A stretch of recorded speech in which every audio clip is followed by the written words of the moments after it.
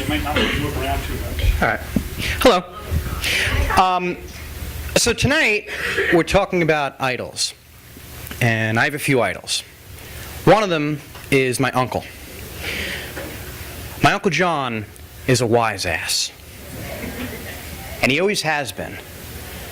My mom says that when they were little kids and they'd be jerking around in church, the adults would turn around to shush them, but my uncle was never afraid of giving it right back. Shh, this is church, be quiet. Shut up.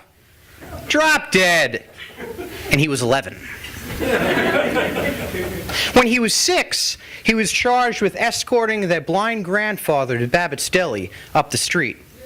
Now, their grandfather had been walking up and down Kiefer Street for decades, but in the 50s, the town decided to put in curbs, so he needed somebody to tell him when to step up and when to step down. Payment for this escort service was a pocket full of candy, so my uncle would lead him up to the store carefully, reverently. Step up, Grandpa. Step down, Grandpa. Good job, Grandpa. But upon receiving the candy payment, he would run from the store, taking full advantage of the social escape hatch, leaving his grandfather alone to navigate the sidewalks back home. Oh, and in the 50s, there was also a big time on Long Island for cars. So my uncle would walk through the door, and his mom would say, "What's going on? Where's Gramps?" "Ah, he's on his way." Now, when I was growing up, I knew him as the uncle who lived in San Francisco, but he'd come back every once in a while to visit, and he'd stay with us, and I'd hang with him. We'd sit on the couch in the afternoon, we'd watch Donahue, right? And Press Your Luck. And one afternoon, my older brother comes through the door, and he had just gotten back from McDonald's. And my uncle turns to him and says, "Hey, McDonald's, that's great, healthy stuff, Ed. What'd you get?" "Oh, Uncle John, I was so hungry. I got 2 Big Macs, a large fry, a large Coke, a large onion rings, a chocolate shake, oh, and an extra cheeseburger because I was still hungry." "That's great, Ed, that's great. Hey, why don't you just ask him to take you in the back to rub your face right on the grill? Save a step." Now, the true wise ass, the devout wise ass, knows that there's more to it all than sarcasm and sheer nerve.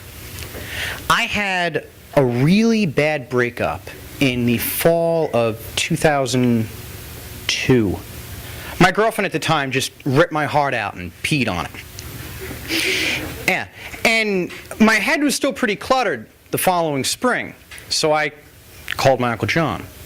"I don't know, Uncle John, I'm not as doomed out as I was, but man, some days..."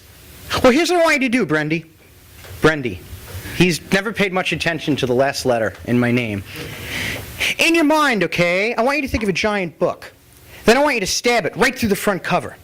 Now, when you take the knife out and open up the front cover, the first few pages are destroyed, right? But the further along you go, there's less and less evidence that that damage even took place. The tears give way to what folds, then indentations, until the pages are clean again. But the story, your story, is that much more experienced. You are that much further along." Wow, Uncle John, how do you come up with that one? "Some girl ripped my heart out when I was in my 20s, and I wanted to fucking kill her. Instead, I stabbed the book."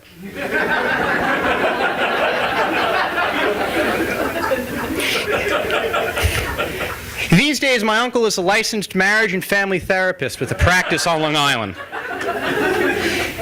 But you know, he isn't one of these professionals. You know, no, go on. "Tell me about your mother." He's real. He's been there. He's an idol. He's a wise ass with a sharp accent on the wise. Thank you very much.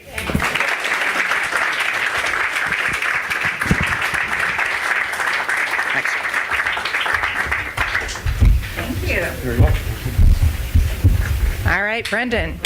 So I feel bad that I cut Bill off from his last story, but first he has to pick another name out of the box. Small, large, What did we do last time? large. Do small.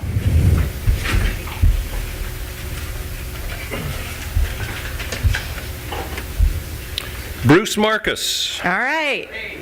So Bruce is going to have a couple of minutes to think about it. And Marcus Bruce. Yeah, thanks for telling me. that would be Bruce Marcus right there. And Bill, I interrupted you. Well, I was